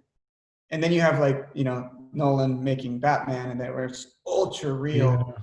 And then it starts like everybody wants to create ultra real in like, and so I feel like for me, from a consumer, I there's less of that whimsical stage acting type feel. So you're saying, what you're saying is, do I think that there was a whimsical enjoyment there that was there in these old shows and movies that is not there now? Yes, because new like reality kind of based things people are after, where it takes you out of the whimsical and puts you in the reality more than ever. And so when you're watching like I don't know, like Fall Guy or some shit, and it's that cheesy kind of "you'll never get me, sucker," and like ha ha ha, and it's like, oh, it's kind of acting, and it's this. I don't know. For me, it's just definitely the old stuff. Like, I mean, they're. I'd have to say there's probably a few factors in play, and I don't know. I guess I can't really attribute what you're saying, the way you're framing it, but I do agree in this way. I think that there's a whole way that production was made back in the day. So when they shot something, they'd shoot on film, but they knew, so they would have this frame and that you could see that was like a guide frame that was 4:3, because the only way these people are seeing this is on a TV, even though you're shooting on 35 mil or wide frame format. So the director or the DP, they all knew that the audience is only going to see so much of the frame. So the actor had to be directed to take their action and have certain things happen to be visible and in focus within that 4:3. You couldn't play to the entire 16:9, which would have been more room to.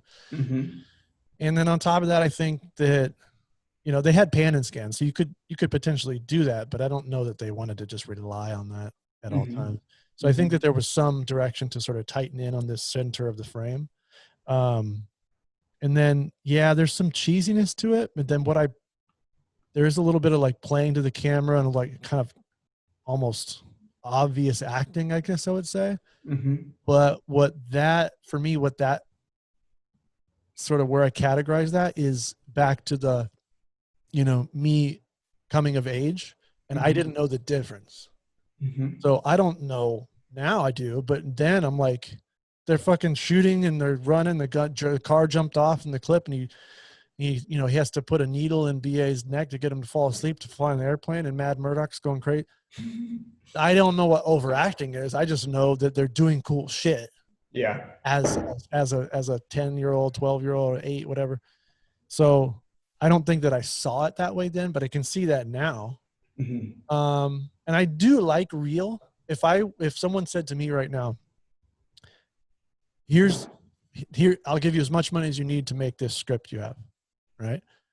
Well, it's going to be a reality, a movie made in a real way, where it's based in the real world, not reality TV, but it's not going to be whimsical and overacted and sort of like lighthearted. I would make something more believable and something that the audience would hopefully feel like it's actually happening or could happen. Not that to follow a trend, but because that's where my head is at now. I couldn't make Macgyver now. It wouldn't be Macgyver. It'd be some strange, chud baby that was connected to it in some sick way that the real Macgyver wanted to have nothing to do with. Yeah. No, I agree. That's interesting. Yeah, I like that. Yeah, I think it's like times change, Yeah, you can't 100%. do what was then now. It just doesn't work to these audiences, and no one responds. But back then, just like if you took a movie like Inception now and played it to an audience in 1982, they'd be like, "What in the actual fuck is this?" Yeah, that's very true. Somehow we're able to bring a widescreen, TV. Why was it 4x3? Why did they make 4x3 TVs? Why didn't they just start with 16:9? Was it like a cost of making the glass? I wonder what the history is. Why they started out square? Good question, but for some reason, I guess they couldn't make a vacuum tube TV wide. Yeah, I would look up I really don't know the answer. I would think because the glass harder to mass produce back then at this shape as opposed to if the problem with technology, it must have been something to do with the way that the particles or ions, whatever the fuck's going on in there, were shot out that's a crazy technology. Yeah, I don't know how it works, but I guess maybe it had to be square. Yeah. Remember when you would turn off the TV and you would still see the particles? Dude, and there'd be like that static tingle on the glass. Sometimes I'd wipe my hand and wipe the static off.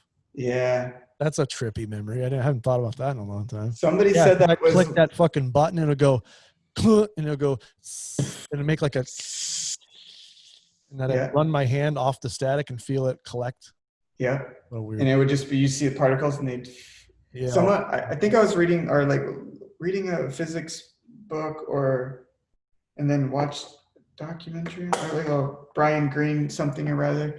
Yeah. But they were saying that was proof that particles left over from the Big Bang could be picked up like on TV screens like that. Wow. That particles were still flying at the speed of light from the Big Bang, and that was one way to see them. I might be.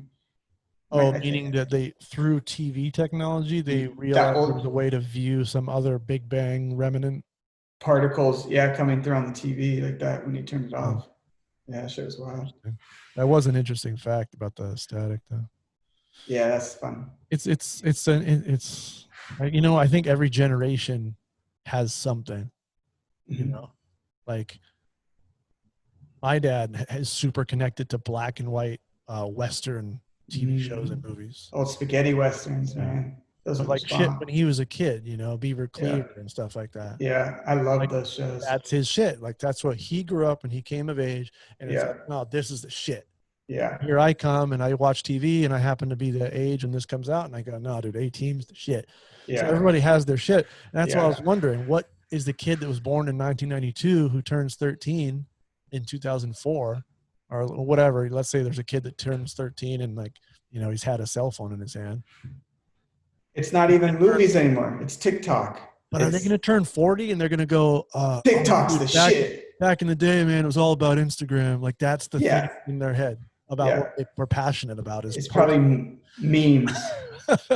Dude, remember that fucking meme about the cat? Yeah. When we were 17? Yeah. And TikTok. I would just dance. I'll just sit there and look at myself and dance and then put it online. I couldn't stop taking selfies. Yeah. What's crazy though is it's funny, when I was a kid and I remember first seeing Star Wars, one of the first scenes that just blew my mind, that was the trash compactor scene when they were in the trash and then that little thing comes up and looks around and goes under. And as a kid, just looking at that, just being blown away that they're in this trash compactor, it's floating, it's water, it's garbage, it's this monster, and it was blowing me away. And then like probably a couple of years ago, some new movie came out and it had this crazy technology. I don't remember what it was.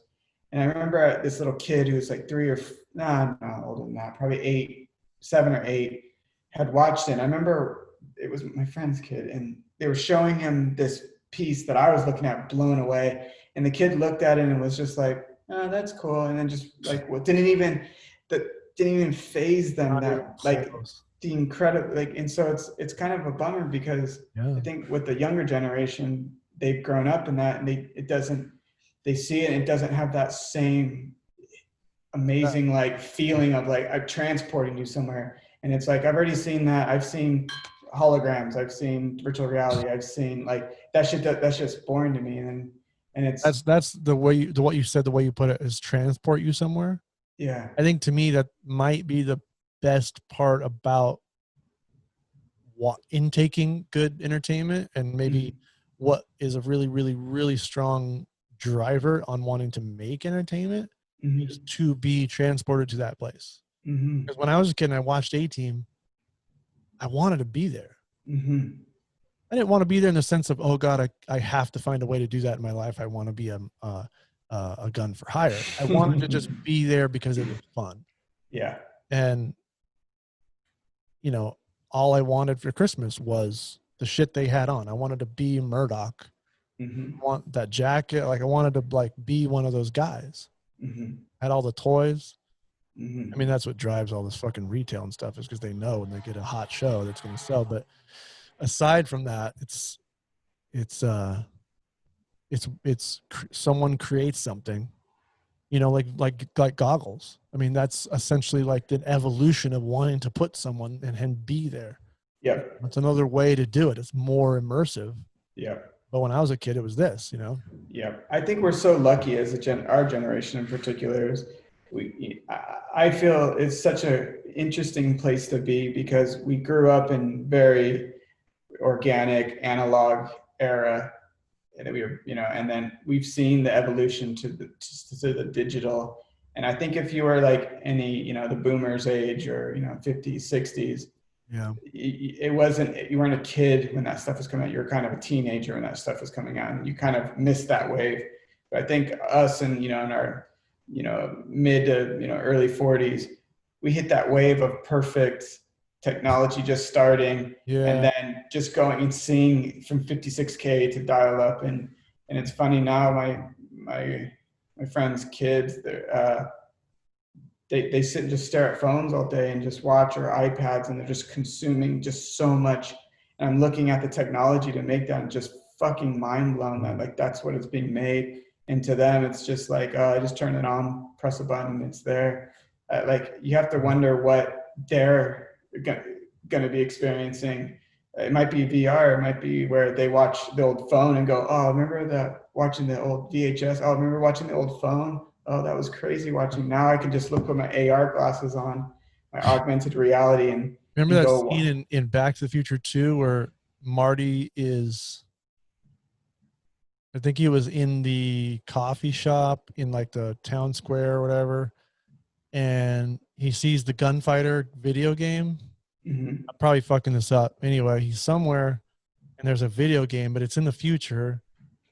And he goes, "Oh yeah." And Marty says, "Oh yeah, that game. I love the Crack Shot or whatever." And there's two kids there that are in the future in this place, and they have like future hats on. It's Elijah Wood plays one of them, I think.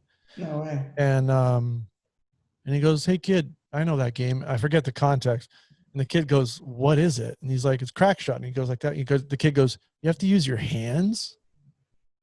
And it's like an example of like what the future could be. It's like, we did this, and then, so far down the road, the kids are like, "I don't get it. You have to use hand." Like a friend of mine, maybe it was a year ago or something. It was pretty good amount of time. I was working with a guy, and he's saying something about his kid. And he's like, "I'm a kid, won't stay home. He doesn't go anywhere, da, da, da." And then he's always something in the same sentence of like, he doesn't go anywhere. And then also he's always hanging out with his friends. And I'm thinking, what do you mean he doesn't go anywhere? He goes, he just sits in his room and he's FaceTime or Facebook chat or whatever app on his phone. He said his kid is constantly hanging out, but he never goes anywhere. He just hangs out in his room because he's cool with that. He can connect to his friends as long as he's got Wi-Fi. So that Wi-Fi is like a fucking lifeline. Turn the Wi-Fi off, the kid probably fucking go ballistic. Because all of a sudden, there's zero connection. There's nothing. It's wild. Tell if you take a cell phone away, and you got nothing. Yeah. I honestly feel like the dial-up thing was starting to come on and be a thing when I was like 16, 15. I can't remember. Maybe a year or two before that. That's hard to say. And then like right when in 1999, 2000, I think like the first cell phone, like affordable, like there was what was that place before? It was a Cellular One or something like that.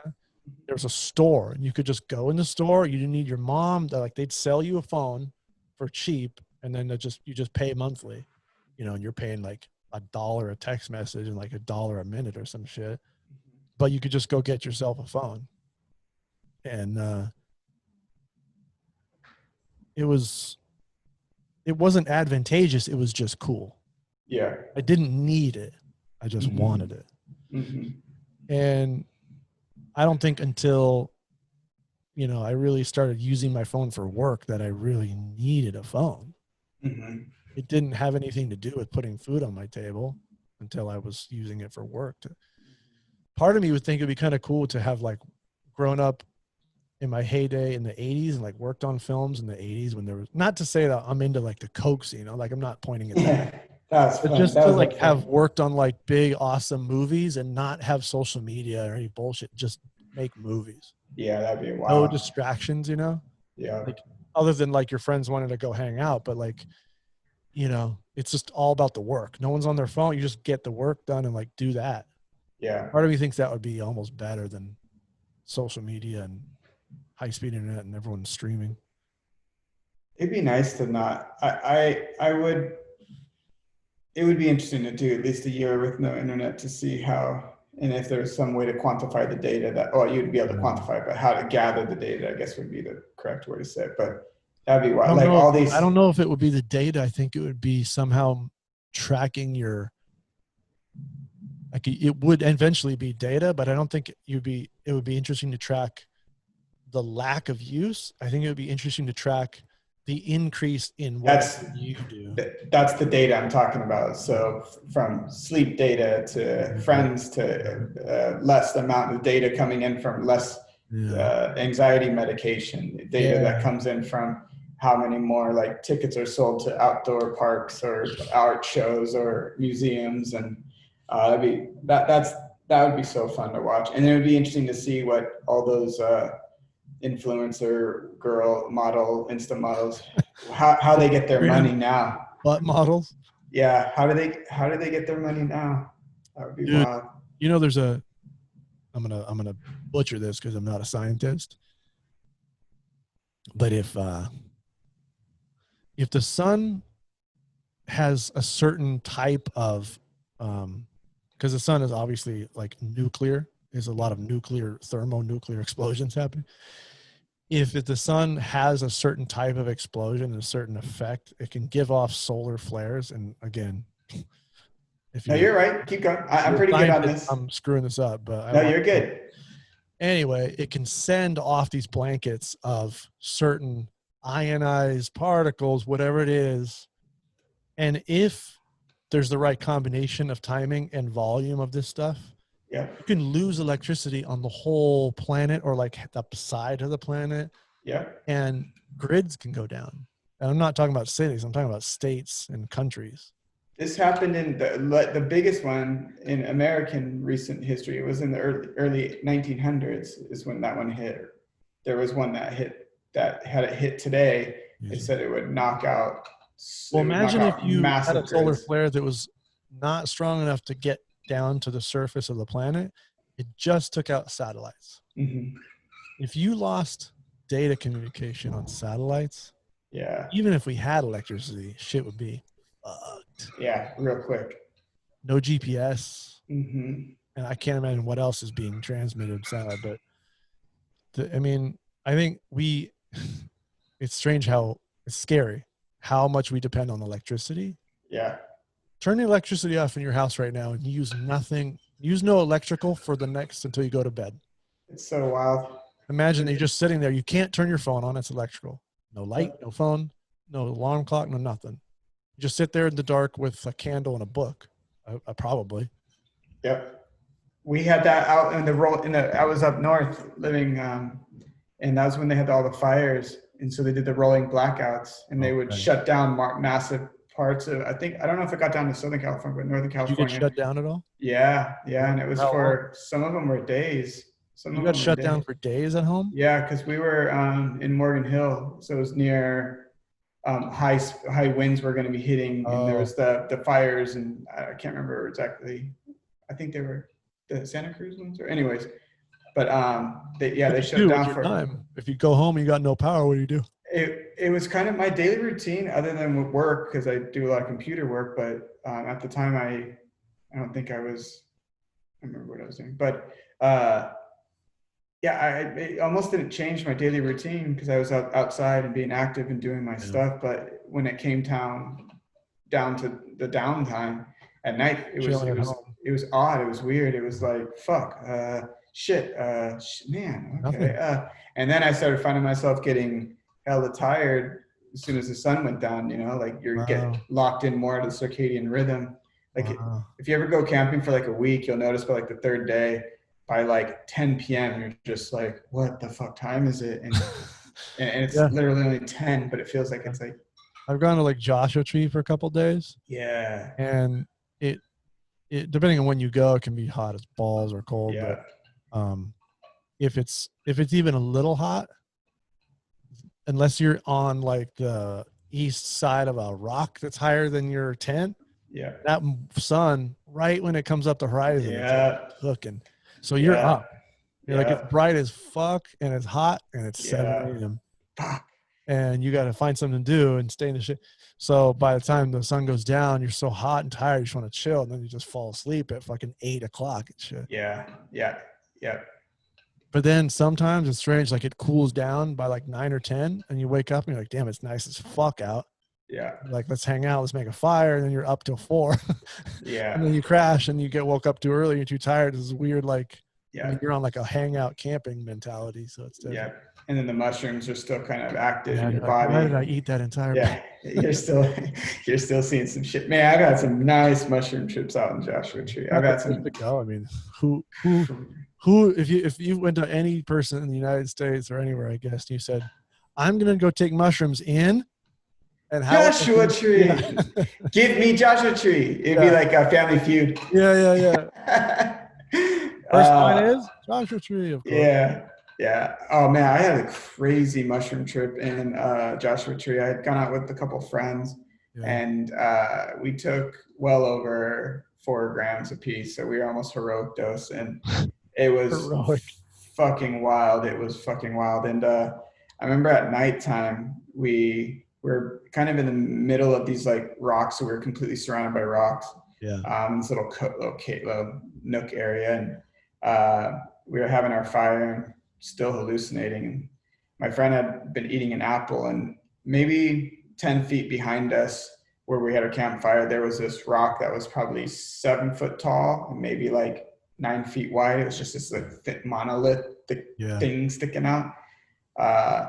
And so my friend had eaten an apple and didn't finish it all, but set it up on top of the rock. And we all sat down and we were just sitting by the fire, just hallucinating and chilling and chopping and talking. And all of a sudden we, out of nowhere, the apple came flying into our circle and hit me on the shoulder with a good amount of force, like boom, like enough to be like, what the fuck was that? And I looked down and the apple's rolling. And it wasn't as though like the apple fell, like while I was sitting next to the rock and it fell. The rock was, 10 feet away, and something had hit that apple and caused it to fly into us and hit me.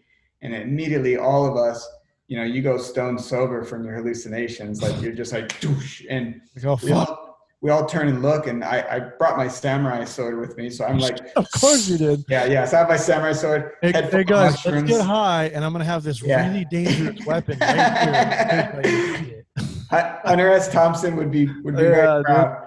Would be proud. So we go over to the rock, and we get his flashlight, and we shine it up there. And it was weird. You could hear something shuffle and then just disappear. And so it wasn't as though like it was a bird where you hear, it was just, you hear like a ground shuffle. Yeah, something on the rock. Yeah. And we both look, and it was like 4 of us. We all look, we go around, we surround this rock, shining flashlights, and nothing's there to be found. Nothing at all. You didn't hear anything jump down from the rock and hit the ground. Like you didn't hear anything fly over. It was just this weird instance of a apple flying and hitting us. How weird, a story about someone on mushrooms and find something that freaks them out. No way. It gets even crazier. Oh, really? Yeah. So then we we turn in for the night, maybe an hour later. We're all still pretty spooked. Because nobody can explain how this happened. How the fuck did this happen? And so we're all sitting in this massive tent, and probably we all start dozing off, and this must have been around 2 a.m. maybe, pitch black. It was like a new moon too, so there was no light.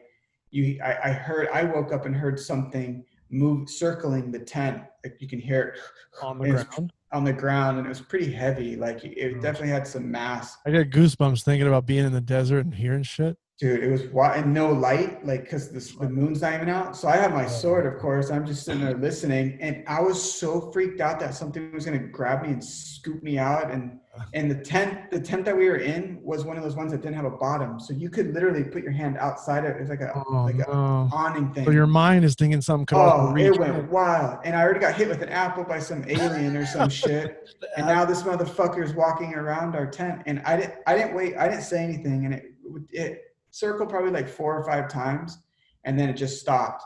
And then it took me a long time to go to sleep, and I finally found sleep. But the next day, we're all brushing our teeth with water bottles and we're just all talking. Look for like tracks or anything? I did, and I didn't see anything that was like overly. And again, I'm not a tracker by chance. Tracker. Oh, that was just a goat, and we had goats up here all the time. But I mentioned something kind of like.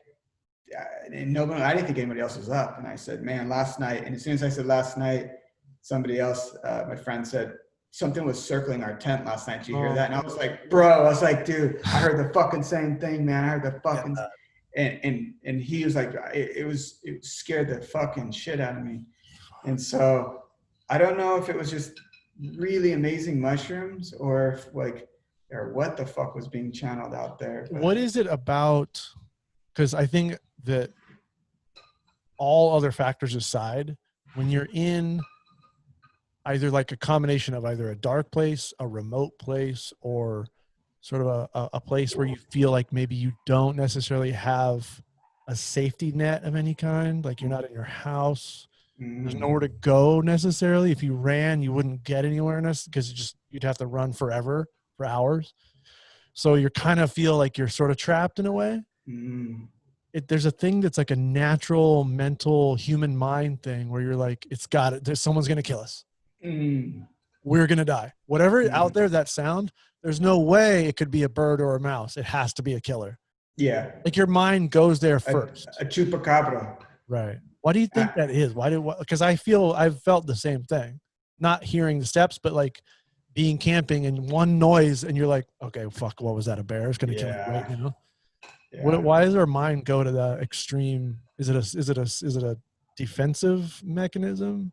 I think it's just our subconscious saying, you don't know what the fuck you're doing out here, and you're used to some posh ass four walls and a locked door. This isn't your couch. You better get your shit together. Yeah, and you're out in the wild, and do you know how to protect yourself? Do you know how to get down in the wild? And I think that's a shock to the system of like, fuck, I don't know shit about this. Like, if something fucked me up here, I'm fucked. I don't know what the fuck. And you watch Pulp Fiction enough times, you're like, I better bring my samurai sword. Yeah, 100%. I roll with that motherfucker. I'll roll with that motherfucker. That's probably, as far as like, I mean, having a club or like a sword is kind of the right word. It's sort of like organically like a good go-to for just immediate close range defense. Yeah, you can poke, you can slash, you can block, you can do some fuck, you can hit. You don't necessarily need to, like, if you had an ASP baton, like an extending baton or something else that's like an obvious like self-defense. Mace is like, maybe it wouldn't, but a sword, dude, especially a sharp ass samurai, like you don't even need to do much. You just generally get that blade in their direction. You're gonna fuck them up somehow. Exactly. Punching at it, you just go like push it forward. Yep. Even just somebody leaning forward and just putting it on, that means you're fucked. You're right through. Punctured. Yeah. Oh yeah. Like, yeah. I'm all about keeping a sword for protection. I definitely have a sword. Oh yeah, it's the best. I would say it's probably the most. I'm trying to think of a word that's not coming to mind, but it's like not the word obvious, but like essential go-to. No, it's like I guess obvious is like the best thing. There's another word I'm trying to think of. It's like I don't think it's visceral. It's like more it's just obvious, I guess. But I was camping once. It wasn't Joshua Tree. I think it was Santa Cruz Mountains, and we were doing like a hike out across, like from the top of the mountain. I think I might be thinking of the wrong place, but I just have this really clear memory of I was looking up, and we didn't have a tent because we were on a hike, like a 3-day hike. So we just had a bivvy, which is like a little, you put your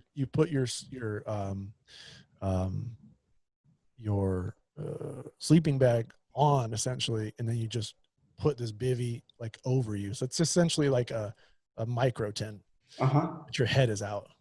You have a minimal amount of weight and shit to carry your backpack, and laying there, and you're like just looking up. Your point of view is straight up, so you're looking through like a tunnel with like trees. So you just see sky with this tree border, right? Laying there, and the sound of the forest in a place that's not populated. You're just on the ground somewhere. It's not a camp where there's a check-in. There's no people. There's no other fires. It's just you and two dudes laying there. And you look at, and it's like, you just hear these little things, right? Okay, I am not bullshitting. I was not under the influence of anything. I was just tired. I mean, Neil deGrasse Tyson says, if you don't have video proof, what proof do you, right? So I don't have proof, but what I saw. Laying there, and you're just laying there, and you're looking, and you want to fall asleep, but you're just listening to the sound. 3 dots, like they formed together and went like that. So 3 individual light sources, sort of up, appeared or kind of like sort of brightened up, came into one, and then went like that. How far from you, or in the sky? In space, dude. Nowhere near like airplane. Unless they're like, my mind couldn't understand, and they were so small that they were close and it looked far. But dude, 3 individual dots came together and then went like at a certain speed, and then when they got together, that speed like probably quadrupled and then went away. I didn't think anything of it because I was just like you're tired. All my muscles ached, and I was just like, I wanted to believe it, and I believe it, but I wanted to like think about it, but it's like I didn't have the energy, and I'm just like, come on, like, and I think I just fell asleep. That's wild. But I saw light come together, 3 individual pieces of light, and then they all formed one, and there was no sound or anything. But I was like, damn, if I just saw what I think I saw, I hope I saw what I saw. I truly hope that it's real. Yeah. 3 life organisms joined and went somewhere together. I hope. That's fucking crazy.